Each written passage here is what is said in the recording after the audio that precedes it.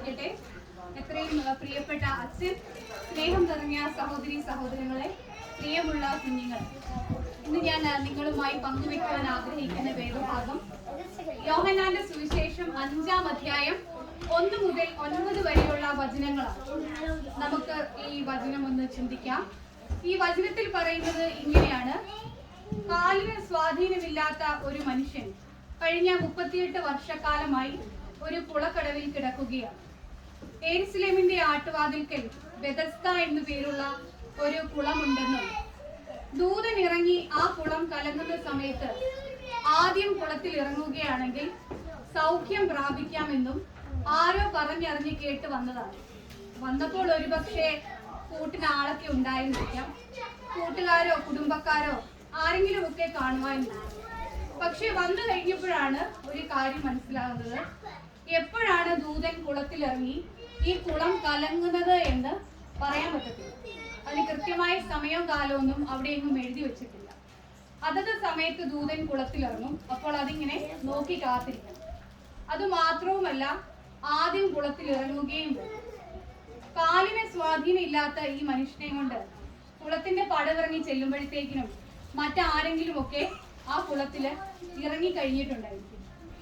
അതിങ്ങനെ ഒരു ദിവസമായി, 2 ദിവസമായി, ഒരാഴ്ചയായി. കൂടെ ഉണ്ടായിരുന്നവർ ഒരു പക്ഷേ ഇടയ്ക്കൊക്കെ ഇറങ്ങാൻ കേട്ടോ എന്നിങ്ങനെ ഒരു ഭംഗിവാക്ക് പറഞ്ഞ് ഒപ്പിച്ചിട്ട് അവിടെ നിന്ന് സ്ഥലം വിട്ടതായിരിക്കും.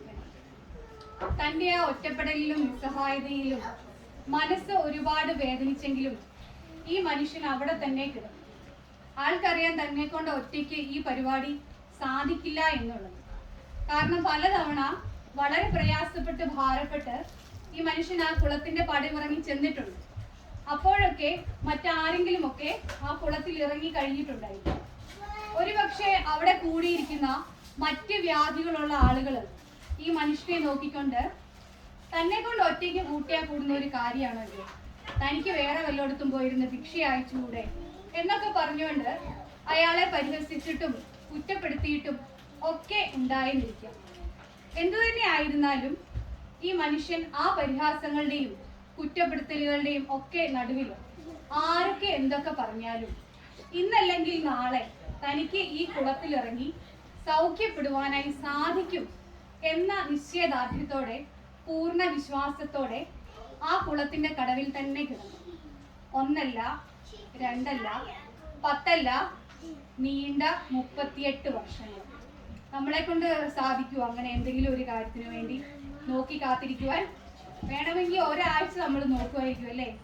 ഒരാഴ്ച കഴിഞ്ഞിട്ട് ഇതൊന്നും നടപ്പുള്ള കാര്യമല്ലെന്ന് പറഞ്ഞിട്ട് പൊടിയും തട്ടി വേറെ വല്ല കാര്യമുണ്ടോ എന്ന് അന്വേഷിച്ച്, അല്ലെ വേറെ വല്ല സ്ഥലം ഉണ്ടോ എന്ന് അന്വേഷിച്ച് നമ്മൾ പോകും. പക്ഷേ ആ മനുഷ്യൻ പോയില്ല. അയാള് ആ ഒരു ദിവസത്തിന് വേണ്ടി വിശ്വാസത്തോടെ, പ്രത്യാശയോടെ, ക്ഷമയോടെ, പ്രാർത്ഥനയോടെ കാത്തിരുന്നു, പ്രയത്നിച്ചുകൊണ്ടേയിരുന്നു. അതുകൊണ്ട് തന്നെ അയാളുടെ ആ വിശ്വാസത്തിൽ, അയാളുടെ ആ പ്രത്യാശയിൽ, അയാളുടെ ആ നിസ്സഹായതയിൽ കരുണ തോന്നുന്ന നമ്മളുടെ കർത്താവായ യേശുതമ്പുരാൻ നിന്റെ കിടക്കയെടുത്ത് നടക്ക എന്ന് പറഞ്ഞുകൊണ്ട് ആ മനുഷ്യനെ സൗഖ്യപ്പെടുത്തുന്നതാണ് നമുക്ക് ഈ വേദഭാഗത്തിൽ കാണുവാനായിട്ട് സാധിക്കുന്നത്. ഒന്ന് ഓർക്കണം, അവിടെ വ്യാധികളുള്ള ഒട്ടനവധി ആളുകൾ ഉണ്ടായിരുന്നു. എന്നിട്ടും യേശു തമ്പുരാൻ സൗഖ്യമാക്കുവാനായി തിരഞ്ഞെടുത്തത് ഈ ഒരു മനുഷ്യനെയാണ്. അതും അങ്ങോട്ട് ചെന്ന് ചോദിച്ചുകൊണ്ട്. 38 വർഷക്കാലത്തെ ആ മനുഷ്യന്റെ പ്രാർത്ഥനയുടെയും കാത്തിരിപ്പിന്റെയും കണ്ണുനീരിന്റെയും പ്രതിഫലമായിരുന്നു അത്. ഈ ഒരു വേദഭാഗത്തിലൂടെ തമ്പുരാൻ നമ്മെ പഠിപ്പിക്കുന്നത് വിശ്വാസത്തോടെ, പ്രത്യാശയോടെ, ക്ഷമയോടെ, പ്രാർത്ഥനയോടെ ദൈവ തിരുസന്നിധിയിൽ നാം അർപ്പിക്കുന്ന ഓരോ യാചനകളെയും കാലം എത്രയൊക്കെ കഴിഞ്ഞെന്ന് വരികയിലും മാനിക്കുന്ന ഒരു ദൈവമുണ്ട് എന്നുള്ളതാണ്. നാം നമ്മുടെ നിസ്സഹായതയിൽ ദൈവ തിരുസന്നിധിയിൽ കരഞ്ഞപേക്ഷിക്കുമ്പോൾ സ്വർഗം ചായ്ച്ചിറങ്ങി വരുന്ന ഒരു ദൈവമുണ്ട് എന്നുള്ളതാണ്. ഈ ഒരു വചനത്തിലൂടെ നാം ചിന്തിക്കേണ്ട മറ്റൊരു വിഷയം കൂടിയുണ്ട്. യേശു തമ്പുരാൻ ഈ മനുഷ്യനോട് നിനക്ക് സൗഖ്യപ്പെടുവാൻ മനസ്സുണ്ടോ എന്ന് ചോദിക്കുമ്പോൾ അയാൾ പറയുന്ന ഒരു മറുപടിയുണ്ട്: എന്നെ ഒന്ന് സഹായിക്കുവാൻ എനിക്ക് ആരുമില്ല യജമാനനെ, എനിക്ക് സൗഖ്യമാകുവാൻ മനസ്സില്ലാഞ്ഞിട്ടല്ല, പക്ഷെ ഞാൻ അവിടെ എത്തുമ്പോഴത്തേക്കിനും മറ്റാരെങ്കിലും ഒക്കെ ആ കുളത്തിൽ ഇറങ്ങി കഴിഞ്ഞിട്ടുണ്ടായിരിക്കുന്നു. 38 വർഷക്കാലം താൻ അനുഭവിച്ച നിസ്സഹായതയുടെയും ഒറ്റപ്പെടലിന്റെയും വേദനകളിൽ നിന്ന് ഉരുത്തിരിഞ്ഞു വന്ന ഒരു മറുപടിയായിരുന്നു. ഈ മനുഷ്യൻ തന്റെ ജീവിതത്തിൽ അനുഭവിച്ച തരത്തിലുള്ള നിസ്സഹായത, ഒറ്റപ്പെടൽ, ഏകാന്തത ഇതൊക്കെ ജീവിതത്തിൽ ഒരിക്കലെങ്കിലും അനുഭവിക്കാത്തവരായി ആരും തന്നെ ഇന്നത്തെ ഈ സമൂഹത്തിൽ കാണുകയില്ല. പണ്ട് കാലഘട്ടത്തെ വെച്ച് കമ്പയർ ചെയ്യുമ്പോൾ ഇന്ന് നമ്മൾ വളരെയധികം മെച്ചപ്പെട്ട ജീവിത സാഹചര്യങ്ങളിലാണ് ആയിരിക്കുന്നത്. എന്നിരുന്നാലും കുടുംബങ്ങളിലെ തീവ്രത, ബന്ധങ്ങളിലെ തീവ്രത പണ്ട് കാലങ്ങളിൽ ഉണ്ടായിരുന്നത് പോലെ ഇന്നും ഉണ്ടോ എന്ന് ചോദിച്ചാൽ അതൊരു ചോദ്യചിഹ്നമായി അവശേഷിക്കുകയുള്ളൂ. പണ്ടൊക്കെ ആളുകൾക്ക് പണത്തിനും സ്വത്തിനും മാത്രമേ ഒരു കുറവുണ്ടായിരുന്നുള്ളൂ. എന്നാൽ സ്നേഹത്തിനും സഹകരണത്തിനും ഒത്തുകൂടലിലും തമാശയ്ക്കും ചിരിക്കും കളിക്കും ഒന്നും യാതൊരു കുറവും ഉണ്ടായിരുന്നില്ല. നമ്മുടെ കുട്ടിക്കാലത്തെ ഏറ്റവും മനോഹരമായ ഒരു ചിത്രം ഓർമ്മിച്ചെടുക്കാൻ പറഞ്ഞാൽ ഏറ്റവും ആദ്യം മനസ്സിലേക്ക് കടന്നു വരുന്ന ഒരു ഓർമ്മ എന്തുവായിരിക്കും? സ്കൂളിലെ വെക്കേഷൻ ടൈമില് അവധി ആഘോഷിക്കുവാനായി അമ്മ വീട്ടിൽ പോയി നിൽക്കുന്നതോ, കൂട്ടുകാരുമൊത്ത് കളിച്ചു നടക്കുന്നതോ, ഒന്നുമല്ലെങ്കിൽ മാറി മാറി വരുന്ന പള്ളി പെരുന്നാളിനും മറ്റ് ആഘോഷങ്ങൾക്കും വീട്ടുകാരും കുടുംബക്കാരും എല്ലാവരും കൂടി ഒത്തൊരുമിക്കുന്നതോ, അന്നുണ്ടാക്കുന്ന പിടിയുടെയും കോഴിയുടെയും കപ്പയുടെയും ബീഫിന്റെയും ഒക്കെ ഒരു രക്ഷയുമില്ലാത്ത ടേസ്റ്റോ ഒക്കെ ആയിരിക്കും അല്ലേ? അന്നൊന്നും ഒത്തുകൂടുന്നതിന് ഒരു കാരണത്തിന്റെ ആവശ്യം ഉണ്ടായിരുന്നു.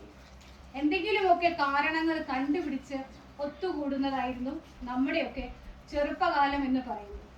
അവിടെ ഒരു ഏകാന്തതയ്ക്കോ അല്ലെങ്കിൽ ഒറ്റപ്പെടലിനോ ഒന്നും യാതൊരു ചാൻസേ ഉണ്ടായിരുന്നില്ല. ഇനി അഥവാ എന്തെങ്കിലുമൊക്കെ വിഷമങ്ങൾ ആരുടെയെങ്കിലുമൊക്കെ മനസ്സിലുണ്ടെങ്കിൽ തന്നെ അത് ആ വർത്തമാനങ്ങൾക്കിടയിലും തമാശകൾക്കിടയിലും കളിക്കിടയിലും ചിരിക്കിടയിലും ഒക്കെ അങ്ങ് അലിഞ്ഞ് ഇല്ലാതാകുമായിരുന്നു. എന്നാൽ ഇന്ന് കാലഘട്ടത്തിനനുസരിച്ച് മനുഷ്യന്റെ ചിന്താഗതികൾക്കും സ്വഭാവ രീതികൾക്കുമൊക്കെ ഒരുപാട് മാറ്റങ്ങൾ വന്നിരിക്കുന്നു. ഇന്ന് നിസ്വാർത്ഥമായി ഉപാധികളില്ലാതെ നമ്മളെ നമ്മളായി തന്നെ അംഗീകരിച്ചുകൊണ്ട് സ്നേഹിക്കാൻ ആളുകൾ ഉണ്ടാവുക എന്ന് പറയുന്നത് തന്നെ വളരെ വലിയൊരു ഭാഗ്യമാണ്. അതുകൊണ്ട് തന്നെ ഇന്ന് എല്ലാവരും കൂടെ ഉണ്ടായിരുന്നിട്ടും തന്നെ ഒന്ന് സ്നേഹിക്കുവാൻ, തന്നെ ഒന്ന് മനസ്സിലാക്കുവാൻ, തന്നെ ഒന്ന് ചേർത്ത് പിടിക്കുവാൻ, തൻ്റെ സങ്കടങ്ങളൊന്ന് പങ്കുവെക്കുവാൻ ആളുകളില്ലാതെ എല്ലാ നൊമ്പരങ്ങളും ഉള്ളിലൊതുക്കി നീറി കഴിയുന്ന ഒരുപാട് മനുഷ്യർ നമ്മളുടെ ഈ സമൂഹത്തിലുണ്ട്. എന്നാൽ പ്രിയമുള്ളവരെ, നാം ഓർക്കേണ്ട ഒരു വസ്തുതയുണ്ട്. കാലം മാറുന്നതിനനുസരിച്ച് കോലം മാറുന്നത് മനുഷ്യനാണ്. കാലം എത്രയൊക്കെ രൂപം മാറ്റിയാലും ഒരിക്കലും മാറാത്തവനായ ഒരു സ്നേഹമുണ്ട്. അതാണ് ദൈവസ്നേഹം. അവന് മാത്രമേ നമ്മെ പൂർണ്ണമായി ഉൾക്കൊള്ളുവാനും നിഷ്പക്ഷമായി നമ്മെ സ്നേഹിക്കുവാനും സാധിക്കുകയുള്ളൂ. അവന്റെ സ്നേഹം മാറ്റമില്ലാത്തതാണ്. അവൻ അന്നും ഇന്നും എന്നും വിശ്വസ്തനാണ്. ആരൊക്കെ നമ്മെ ഉപേക്ഷിച്ചാലും, ആരൊക്കെ നമ്മെ തള്ളിക്കളഞ്ഞാലും നമ്മെ ഒരിക്കലും ഉപേക്ഷിക്കാത്തവനായ ഒരു ദൈവമുണ്ട്. അവന്റെ തിരുസന്നിധിയിൽ നമ്മളുടെ എല്ലാ പ്രയാസങ്ങൾക്കും, നമ്മുടെ എല്ലാ ദുഃഖങ്ങൾക്കും, നമ്മുടെ എല്ലാ ബുദ്ധിമുട്ടുകൾക്കുമുള്ള ആശ്വാസം നമുക്ക് ലഭിച്ചിരിക്കും. എന്നെ ഒന്ന് മനസ്സിലാക്കുവാൻ, എന്നെ ഒന്ന് സഹായിക്കുവാൻ, എന്നെ ഒന്ന് ചേർത്ത് നിർത്തുവാൻ എനിക്ക് ആരുമില്ലല്ലോ എന്നോർത്ത് ഇടനെഞ്ചു പൊട്ടി കരയുമ്പോൾ ഓർക്കണം, ആരെല്ലാം നിന്നെ മറന്നാലും, ആരൊക്കെ നിന്നെ വെറുത്താലും ഒരിക്കലും നിന്നെ മറക്കില്ല ഞാൻ. ഒരു വേള പോലും പിരിയില്ല ഞാൻ. ഒരിക്കലും നിന്നെ മറക്കില്ല ഞാൻ. ഒരു വേള പോലും പിരിയില്ല ഞാൻ. ഞാൻ പറയുന്നല്ല കേട്ടോ, തമ്പുരാൻ പറയുന്നതാണ്. എൻ്റെ മകനെ, മകളെ, പെറ്റമ്മ നിന്നെ മറന്നാലും ഞാൻ നിന്നെ മറക്കില്ല. ഇതൊക്കെ പറയുമ്പോൾ തന്നെ ഇതിൻ്റെ കൂടെ ചേർത്ത് പറയേണ്ട മറ്റൊരു പച്ചയായ സത്യം കൂടിയുണ്ട്. ഈ സന്തോഷം, സമാധാനം എന്നൊക്കെ പറയുന്നത് നമുക്ക് കടയിൽ പോയിട്ട് കാശ് കൊടുത്ത് മേടിക്കാൻ പറ്റുന്ന ഒരു സാധനമാണ്. അത് പുറത്തു നിന്നുള്ള ഒരാൾക്ക് നമ്മളുടെ വീടുകളിലേക്ക് എത്തിച്ചു തരാൻ പറ്റുന്ന ഒരു വസ്തുവല്ല. അതുണ്ടാകണമെങ്കിൽ അതിന് നാം തന്നെ വിചാരിക്കണം.